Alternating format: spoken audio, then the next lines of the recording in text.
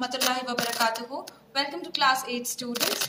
We'll be starting up with the new poem, and that is Modern Machinery. So, you all are familiar with what are machines, right? So, we all are very familiar with what are machines, right? You all use machines every day. What are those? You use your iron box, washing machines, refrigerators, microwave ovens, and so on. So, who has created all this? Yes, it is human creation. It is called as artificial creation. So here, this poem is composed by Joseph Rudyard Kipling. He was born in the year 1865 and he died in 1936. He was a British Indian. He was born in Bombay. He is also well known as an English short story writer, poet and novelist. Kipling received the Nobel Prize for Literature in 1907. Kipling is best known for his works of fiction, that is The Jungle Book, which was written in 1894, and Kim, which was written in 1901. He is regarded as a major innovator in the art of the short story. So Rudyard Kipling is well known for writing short stories. And here in this poem, he's written very clearly about how a machine is made, how it is used, and how it helps the human beings. And he's also written as to how we have to handle them. So look into page 100, first stanza. We were taken from the ore bed and the mine. We were melted in the furnace and the pit. We were cast and wrought and hammered to design. We were cut and filed and tooled and gauged to fit. So as you all can see in the picture, this is the ore bed. Ore bed is a place where you get all mineral ores. So where do you get ores? It's in the ground, underground. So here the poet is telling us that to make machines, we need to dig the ore bed, take out the minerals, and what do we do with whatever minerals we are getting? Yes, we melt them in the furnace and the pit. So even if you have to make any jewelry or ornament, first you will not get ready-made so easily. You need to take the metal, melt, and make it into certain designs, and then you can get the desired design what you want. So here the poet is telling that the machines, to make the machines, we take the minerals, we burn and melt them in the furnace and the pit. As you can see in the picture, this is the furnace. They put the metal inside the furnace, they heat it with a high temperature, and when they start heating, it will melt, and after it's melted, all the impurities are removed, only the pure metal is taken, and then the pure metal will be converted into the desired machine. See what he's written again. We were cast and wrought and hammered to design. So here the poet is telling, we were cast, we were melted, wrought, we were beaten, and hammered, again hammering, taking the hammer and again beating them into a desired design, and then we will make as an wish we want. We were cut and filed and tooled and gauged to fit. See how the machines are made. They are cut, they are filed, that is, they make them sharp by rubbing them. Tooled and gauged to fit. They are measured to fit. And next stanza. Some water, coal and oil is all we ask. What do the machines ask?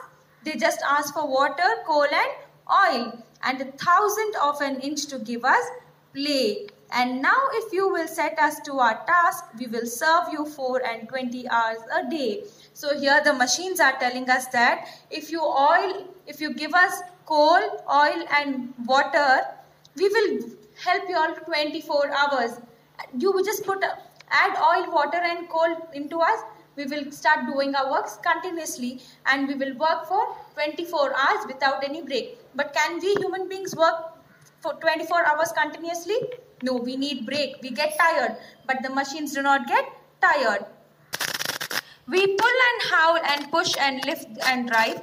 We can print and plow and weave and heat and light. We can run and race and swim and fly and dive. We can see and hear and count and read and write. See what all a machine can do. They pull and howl. They pull and they drag and push and lift and drive. They also push, they also lift and they also drive. How do they push? These days, We can pull and howl and push and lift and drive. This means that in agricultural land, those days, a man only would go and plow along with the cows in the field. But nowadays, these modern machineries like these tractors, everything, are making man's work very easy. What do? They pull and howl. They pull and drag with so much of force which a man cannot do. And they also lift and drive. How do they lift? You are familiar. These bulldozers help us in lifting, and they also drive because they are made to move only.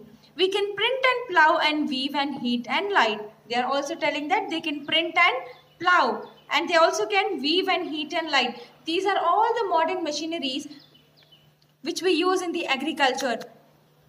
Here, why is the poet telling we can print? Why are the machines telling we can print? Because we print so many newspapers, papers and other required documents from these printers. And plow. Again, where do we plow? In the fields. So we use machines again in the fields. And weave and heat and light. Those days, man used to sit and weave with hand. But now everything is done through machines. Heating, we use microwave ovens, right? And in industries, we use those big heaters. And light, where do we get light from? Artificial light? It's from those bulbs and long tube lights. We can run and race and swim and fly and dive. The machines are telling that they can run and race. Those are the moving vehicles. They can also swim and fly and dive. Flying are these aeroplanes. Swimming are these water moving transports. And diving is again water moving transports. We can see and hear and count and read and write. What do you mean by we can see and hear? See and hear means those mobile phones. You can see them. They can also see you through camera. And hear. You have your mics in your phones and other computers, right? So they can hear us from that. They can also count. Computers do counting by themselves. You don't sit in place of computer. And they can also read and write. How can they read and write? By their code languages. Next. But remember, please, the law by which we live. The machines are telling, remember that even we are living by certain law. We are not built to comprehend a lie. We can neither love nor pity nor forgive. If you make a slip in handling us, you die. So see, machines are warning us that, remember, we always live with the law. And machines are made with physics law. Okay? We are not built to comprehend a lie means we will never accept a lie. We can neither love nor pity nor forgive. So why is the poet telling us that machines cannot comprehend a lie? Because they are man-made. Unlike human beings, they do not have any emotions. So that is why they can neither tolerate any lie. What type of lie can a machine, is the poet talking about? For example, if we go against an instruction of the machine, what will happen? The machine will stop functioning. Right? So that is why the poet is telling machines are not human beings to have emotions in them. That is why they can neither love us, nor they can pity on us, nor they will forgive us. Hence, if you make a slip in handling us, you die. If you, by mistake, you don't handle them with care, you will die. Though our smoke may hide the heavens from your eyes, it will vanish and the stars will shine again. Because for all our power and weight and size, we are nothing more than children of your brain. So see how machines are telling. We produce smoke, and the smoke which we produce goes up to the sky. And you cannot see the sky, which will hide the sky. According to us, when we are in this world, we feel that the sky is like heaven for us. So poet is telling, the smoke goes and hides the heaven, but for some time you cannot see the sky. But afterwards we will vanish. And what will happen? The stars will start shining again. Because for all our power and weight and size, we are nothing more than the children of your brain. So machines are telling, whatever power we have, whatever size, whichever size we are, it is less compared to anything else. Because it is none who's made us, it is you all. We all are the children of your brain. We will work as you have made us. Clear? So in this poem we understand that how machines are made. They are taken from the minerals, melted, designed into certain shapes, and again they use cold water and oil to work, and they have made our work very easy. They continuously work unlike human beings feeling tired. And what all they do? They can do several things like pulling, howling, pushing. They also listen and hear us.